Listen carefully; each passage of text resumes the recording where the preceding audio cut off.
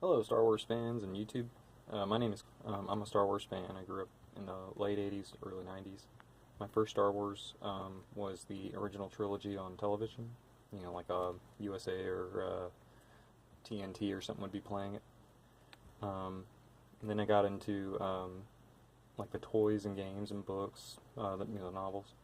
And then the special editions came out in the Shadows of the Empire, that whole kind of like media campaign with Shadows of the Empire. And then the prequels happened. I loved it all. The Ewoks films. I had watched those as a kid too. I've always thought those were good. Um, up until Disney, really. I've never really liked Disney because when I was little, I had to watch The Little Mermaid with my sister in the movie theater, and I don't like musicals, so I've never liked Disney. And then like later on, I've heard like just a lot of stuff about Disney over the years that I just really don't. I don't care for them. So when I heard that they bought like first of all Marvel and then Star Wars, it just kind of irked me. But I get that they own it now. It's theirs, all that kind of stuff. But I'd like to tell you guys about what I call quote true unquote canon. TrEU spelled TREU capitalized, obviously. True canon is what I believe to be the true TRUE canon of the saga. What's canon? Yeah, I guess you'd want to ask. Canon is defined as like in literary terms, a collection or list of sacred books accepted as genuine, or the works of a particular author or artist that are recognized as genuine. The word comes from an old Greek word, canon, or canon, meaning rule. The word canon was mainly used when discussing biblical texts and whether or not they should be included in the Bible. What is considered canon. That is until someone at some point deemed fiction and religion/myth to be equal. Or at least, they should be calling fictional, literary works to decide their canon, which is kind of offensive if you think about it. That's a debate for another time, Misa thinks. But true canon, it's comprised of the 6 live-action episodes, episodes 1 through 6, the 2 live-action Ewoks films, the holiday special, the Clone Wars film and series, all the Dark Horse comics, all the Marvel comics, the RPG source materials, and I guess you could say even the Decipher card game that was made. It gave a lot of names, so I'll include it. Certain video games, like the ones that are meant to be taken seriously, and that, so you don't count the Lego video games, you don't count,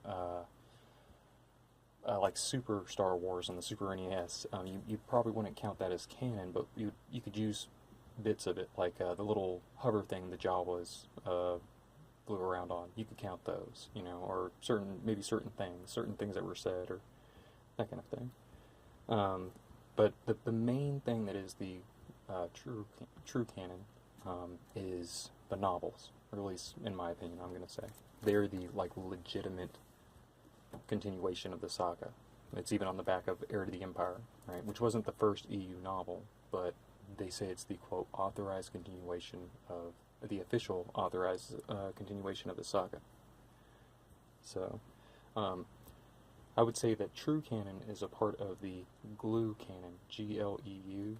That's like George Lucas Expanded Universe canon.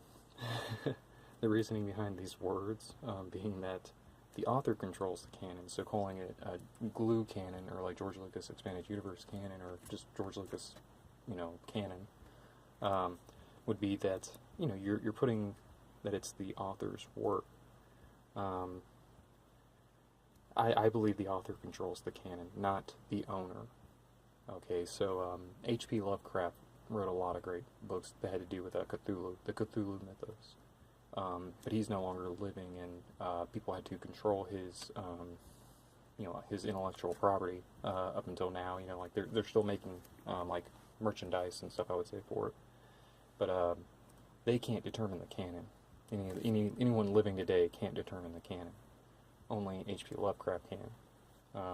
But I think with him, he would already passed away, and then people picked it up. So it's like, that's kind of why these things that are written after he died are considered, quote, canon to people who are H.P. Lovecraft fans. It's written in the Lovecraftian style.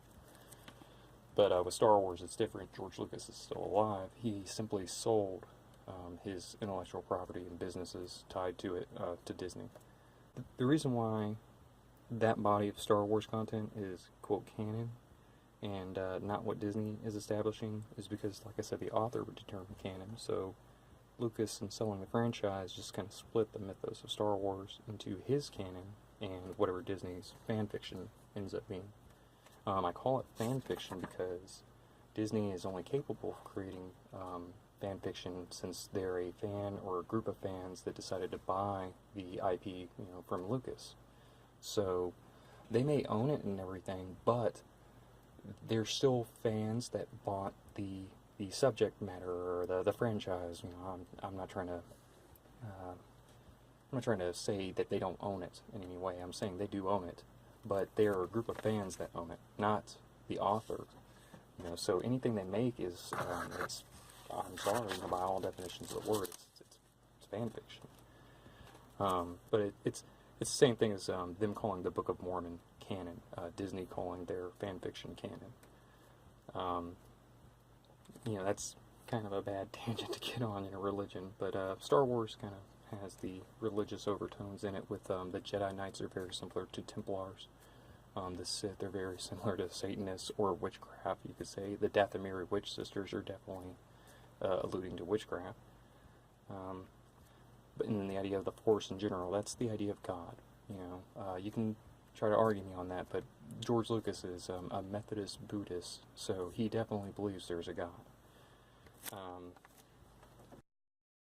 To me, I was saying that the Star Wars canon was established by George, and he had his canon hierarchy, and when George authorized the continuation of the saga with the novels, Disney decided to disregard that based on they didn't like the idea of having to kill off Chewbacca. And that's what they would probably have to do for their Episode 7, given that they're filming it around about the same time that Vector Prime, the novel Chewie dies in, would take place. It's about 25 years after either Return of the Jedi or the Battle of Yavin. I have to look that up. But you can see what I'm saying. They would end up killing Chewbacca off in their Episode 7, and they didn't want to do that. I think that they missed out on a really good opportunity because, one, Peter Mayhew, he's getting on up in age. That would have been the perfect out for him. He does Chewbacca one last time, one really good death scene, too. I mean, he would have went out like a boss. Instead of Han Solo dying the way he did. No one, I shouldn't say no one, but, people don't like the way that they kill off Han Solo and Luke so far. There are some people who do, so, it's an opinion thing. When George Lucas sold Disney, I've never heard any talks, like from Kathleen Kennedy, J.J. Abrams, anyone saying that George said, I hand over the canon to you. You guys now are the official, holders of the canon, or, any of that. I know they gave over the holocron and whatnot, but we never heard anything publicly from George Lucas saying that, yes, now Disney has the rights to dictate canon, right? If Disney wants to, they should get him to say something about that publicly, and get him to clear that up, clear that issue up, right? Not that I would go along with their canon or anything. I would still consider it fan fiction and whatnot, but I mean, that would be what their fans need to, I guess, argue against people like me or for the expanded universe. And when I'm saying that they're fan fiction, I'm just using it for accuracy, not spite. I do dislike Disney, but I'm not saying fan fiction because I hate them. I'm saying it because it's accurate. It's the correct term. They just simply have no real authority when it comes to canon. George Lucas does. It's just logic. I mean, if I ever write anything, I want everyone to know right now that even if I sell it, I still decide the canon. I'm the author. But I don't know, George Lucas probably might feel different. Who knows? I wish he would say something about it, though. To me, the expanded universe is important because it's Lucas' official canon continuation of his saga, and he really had the final say. but to me, it's really that it's what helped fund and develop Star Wars from, like, I mean, Shadows of the Empire, Splinter of the Mind's Eye came out in '78, right? That's really like the birth of the expanded universe. I know they had the Marvel comics already going, but really that novel kind of is what got the idea of what's going on in between the films and after and whatnot. And then the sales of those books, those video games, those comic books like Dark Wars, that's what kept Star Wars going, right? So if you look at it that way, you have to realize the expanded universe kept Star Wars alive from the 80s on till Disney bought it, right? George Lucas even included bits of the expanded universe in the prequels. One calling Coruscant. Two, they had several ships from the expanded universe were in the background. That's just like an Easter egg kind of thing.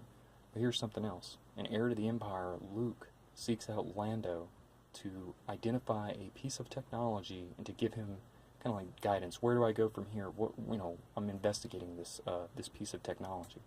Well, guess what? Attack of the Clones. Obi-Wan seeks out Dexter Jettster for the same exact reason, to identify a piece of technology and to be able to, figure out where he needs to go next. An investigation, right? And if you look at Dexter Jettster's face, he even has like a mustache that's very similar to Lando's.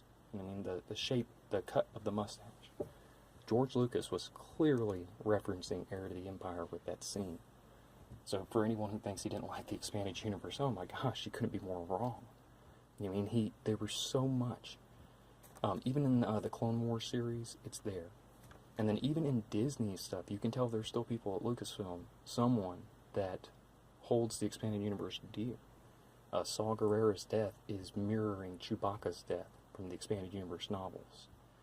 Chewbacca dies as a moon, Debito, crashes into Cernpedal, right? And he throws his arms up in the final defiance of that moon and roars, right? Saw Gerrera is on Jeddah when the Death Star is attacking.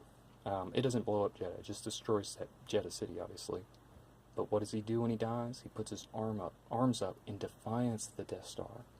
He doesn't roar, obviously, but that is clearly a reference to Chewbacca's death. In The Last Jedi, Rey is seen loading the Millennium Falcon up with refugee rebels.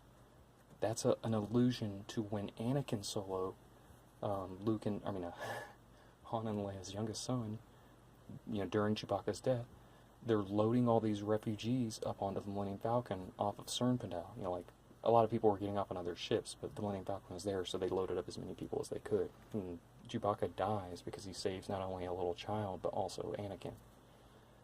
So, again, a reference to that scene. Obviously, Kylo Ren and Rey are clearly mirroring Jaina Solo and Jacen Solo. Jacen Solo being Darth Caedus at the time, and Jaina Solo having to kill him. Rey will obviously have to kill Kylo in 9, and it's mirroring the Legacy novels. Finn even is, if you look at what he wears after he has the Stormtrooper armor off, like with the jacket and the plaque and all that, if you put the Stormtrooper helmet back on with the 3 bloody stripes, he becomes Stormtrooper X, which is like an obscure EU character from like the RPG supplement stuff. But he is, that's his same look. Only with the helmet on, obviously. But Rebels also had a lot of expanded universe content in it, especially ships.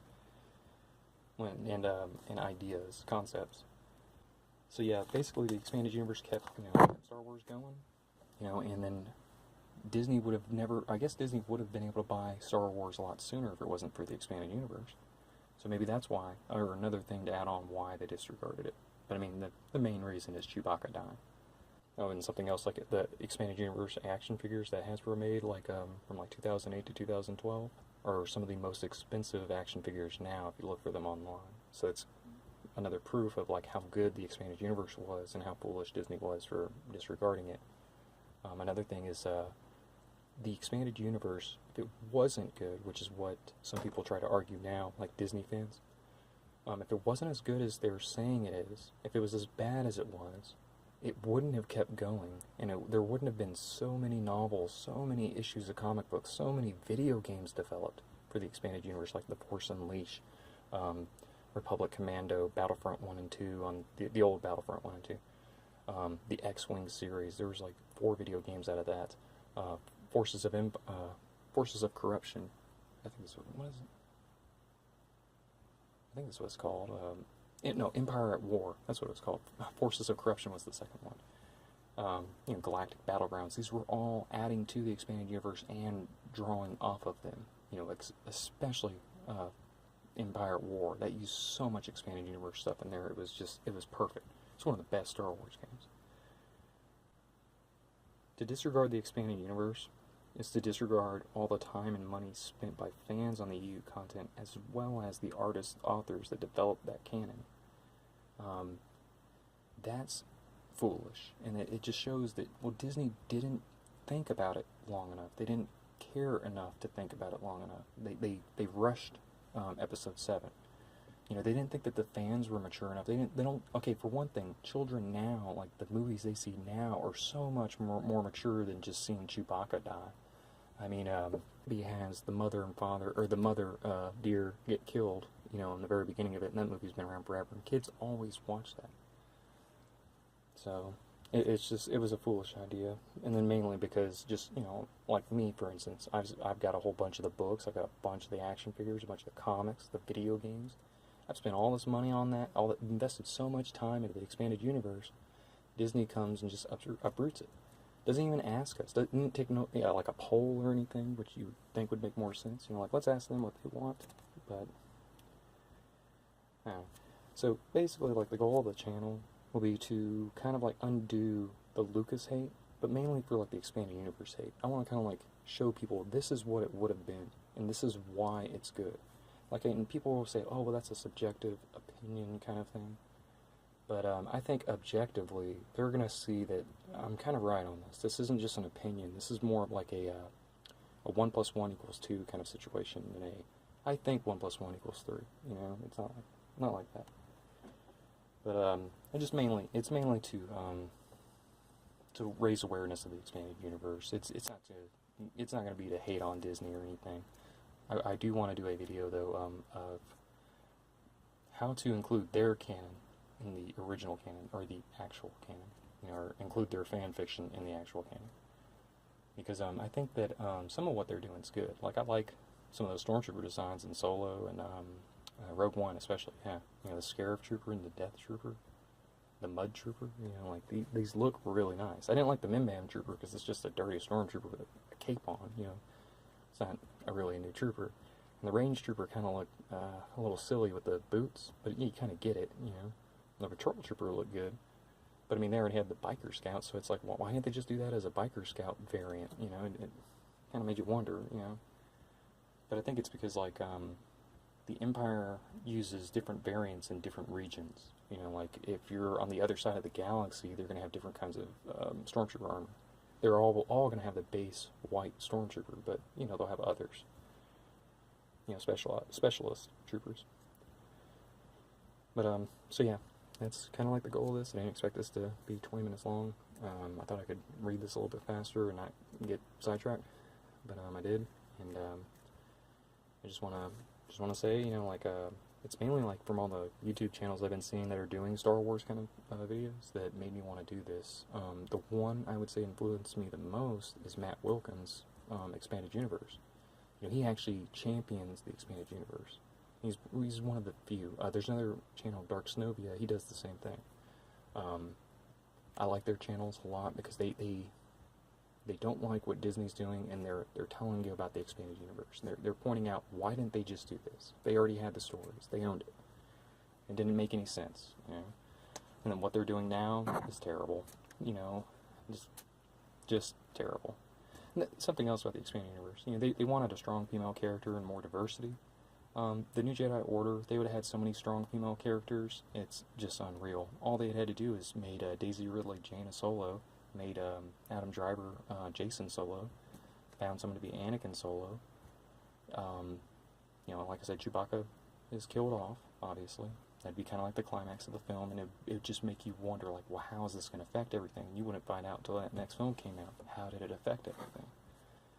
But also, aren't you guys tired of seeing the same, good guys fighting Stormtroopers kind of thing? I mean, the prequels, you had the The clone troopers are actually the good guys. But the battle droids are basically stormtroopers. You know, that's you see that's where the idea got going in the lore of, oh, well, we need stormtroopers. But I would much have rather seen the enemy be the Yuuzhan Vong. You know, to see like people who hate technology so much that they're just like destroying droids in front of everybody, and I think that would go along with how they're doing L3 and the droid rights kind of thing. They could have fit that in somewhere. L3 could have been C9PO. That could have been awesome. Gwendolyn Christie, dye her hair red, make her Mara Jade. She would have been perfect as Mara Jade. You all know it. You know what I mean? Mara Jade doesn't have to just be like some model. It doesn't have to be so, you know, like angular and all that kind of stuff. You know, and Gwendolyn Christie is still beautiful, so it would work. And then, you know, Carrie Fisher passing. An actress I think they should get to replace her is I don't know her name, I need to look it up, but she plays the mom on the middle. I believe that lady is perfect for being, if they need someone to play Princess Leia, or if they were to ever try to do the Legends content, which I know they won't, but if they ever did try to do it, she'd be perfect. And then Harrison Ford, you could replace him with Dennis Quaid. I'm not joking, that would work. Dennis Quaid's cool. I don't know if you ever saw that first G.I. Joe movie, but I've always thought Dennis Quaid he has to be related to Harrison Ford somehow. But, you know, struck from the same mold. Just want to say, you know, I hope you guys enjoy what I put out. I hope you guys start to love the expanded universe as much as I do. I hope that it not makes you, but like I hope you start to see that, like, yeah, Disney should have done this. This would have been better than what they have done. You know, Luke, the way they did Luke, oh my gosh. And the way they did Han. But, so I'm going to end it with saying, long live the expanded universe. May the Force be with us.